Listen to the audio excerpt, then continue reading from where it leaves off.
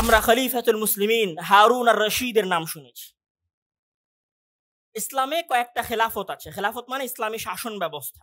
তার মধ্যে প্রথম হচ্ছে খুলাফায়ে রাশেদার শাসন ব্যবস্থা, তারপরে উমাইয়াদের শাসন ব্যবস্থা মানে মুআবিয়া ইবনে আবি সুফিয়ান রাদিয়াল্লাহু তাআলা আনহুর বংশধরের শাসন ব্যবস্থা। তারপরের শাসন ব্যবস্থা হচ্ছে আব্বাসীয় মানে আব্দুল্লাহ ইবনে আব্বাস রাদিয়াল্লাহু তাআলা আনহুর বংশধরদের শাসন ব্যবস্থা। কয়েকটা পরিবার এই মুসলিম বিশ্বকে শাসন করেছে। তার মধ্যে প্রথমে আবু বকর, তারপরে ওমর, তারপরে ওসমান, তারপরে আলী। তারপরে শাসন করেছে মুআবিয়া ইবনে আবু সুফিয়ানের পরিবার। তারপরে শাসন করেছে আব্দুল্লাহ ইবনে আব্বাস রাদিয়াল্লাহু তাআলা আনহুর পরিবার। তারপরে শাসন করেছে অটোমান সাম্রাজ্য। তো এই আব্বাসীয় খেলাফতের একজন খলিফার নাম হচ্ছে হারুনুর রশিদ। জন্মগ্রহণ করেছেন 149 হিজরিতে আর খেলাফতে বসেছেন 170 হিজরিতে। তাহলে 149 আর 70 কত বছর বয়সে? 149-এ জন্ম আর 170-এ কিসে বসেছেন? শাসন ক্ষমতায় বসেছেন। শাসন ক্ষমতা মানে পুরো অর্ধ পৃথিবী। একটা গ্রাম না কিন্তু, একটা ছোট্ট দেশ না কিন্তু, পুরো অর্ধ পৃথিবী উনার ওই সিংহাসনের নিচে। 149-এ জন্মগ্রহণ করেছেন, 170-এ ক্ষমতায় বসতেছেন, মাত্র 21 বছর বয়স।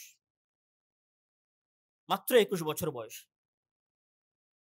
ওই ক্ষমতায় বসার পরে 193 হিজরিতে উনি মারা যান, মানে 23 বছর খেলাফত শাসন করেন। মানে খুব বেশি হলে 44 বছর বয়স পর্যন্ত উনি শাসন করেছেন, মানে একদম যুবক বয়সী মারা গেছেন। একদম অল্প বয়সে শাসন ক্ষমতায় বসেছেন এবং অল্প বয়সেই মারা গেছেন খলিফাতুল মুসলিমিন হারুন আর রশিদ। উনার কথা কেন বললাম? উনার কথা বলার সবচেয়ে বড় কারণ হচ্ছে পৃথিবীর ইতিহাসের শ্রেষ্ঠ বাদশাদের একজন বাদশা হচ্ছেন হারুন আর রশিদ। উনার শ্রেষ্ঠ হওয়ার অনেক কারণ আছে, তার মধ্যে একটা সবচেয়ে বড় কারণ হচ্ছে এই 21 বছরের যুবক যখন শাসন ক্ষমতায় বসলেন তখন উনি সর্বপ্রথম যে কাজটা করলেন সেটা হচ্ছে উনি ওখানে একটা উন্মুক্ত গবেষণাগার প্রতিষ্ঠা করলেন। মানে শিক্ষাবিদদের জমা করার জায়গা তৈরি করলেন, শিক্ষিত লোকদের জমা করার জায়গা তৈরি করলেন, যেটার উনি নাম দিলেন বাইতুল হিকমাহ বা হাউস অফ উইজডম। পৃথিবীর ইতিহাসের সর্বশ্রেষ্ঠ গবেষণাগারগুলোর একটা গবেষণাগার হচ্ছে বাইতুল হিকমাহ। এবং এই গবেষণাগারে বসেই সর্বপ্রথম রোবোটিক্সের উপরে গবেষণা হয়েছিল।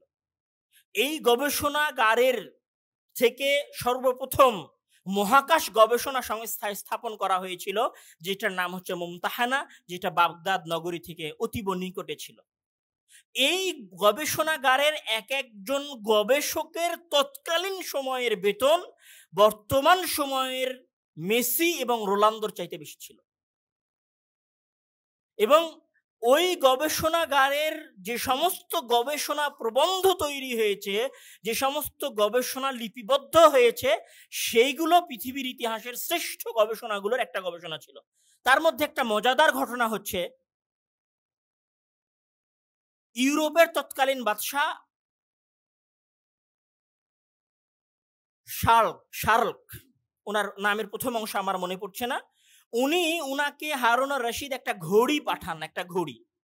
তখন মুসলিমেরা ঘড়িগুলোর আগের ঘড়ির সাইজ হতো বিশাল, অনেক বড়, কিন্তু ওই গবেষণাগারের গবেষকেরা ঘড়ির উপর গবেষণা করে ঘড়িটাকে বর্তমান ঘড়িগুলোর সাইজে নিয়ে আসে। তো এই ঘড়িটা উনি ওই বাদশার জন্য হাদিয়া হিসেবে পাঠান। তো ঘড়ি তো টিক টিক করে, তুই বক্স খোলার পরে দেখছি যে একটা কাঁটা ঘুরছে আর সেটা থেকে টিক টিক আওয়াজ আসছে। তখন তারা মনে করলো যে এটা মনে হয় শয়তানের বক্স হবে। তখন তারা তাড়াতাড়ি ঘড়িটা বাইরে ফেলে দিয়ে আসে বা দূরে কোথাও রেখে চলে আসে। তো এটা হচ্ছে মুসলমানদের গবেষণা এবং তৎকালীন ইউরোপের অবস্থা। এবং এই গবেষণাগার থেকেই পৃথিবীর ইতিহাসের সর্বশ্রেষ্ঠ গবেষক, পৃথিবীর ইতিহাসের সর্বশ্রেষ্ঠ চিকিৎসাবিদ্যা, পৃথিবীর ইতিহাসের সর্বশ্রেষ্ঠ চক্ষুবিদ্যা, পৃথিবীর ইতিহাসের সর্বশ্রেষ্ঠ গণিত বিদ্যার যে সমস্ত গবেষণা প্রবন্ধ তৈরি হয়েছিল সবাই বাইতুল হিকমাহ থেকে তৈরি হয়েছিল। কে প্রতিষ্ঠা করেছিল? 21 বছরের একজন যুবক প্রতিষ্ঠা করেছিল।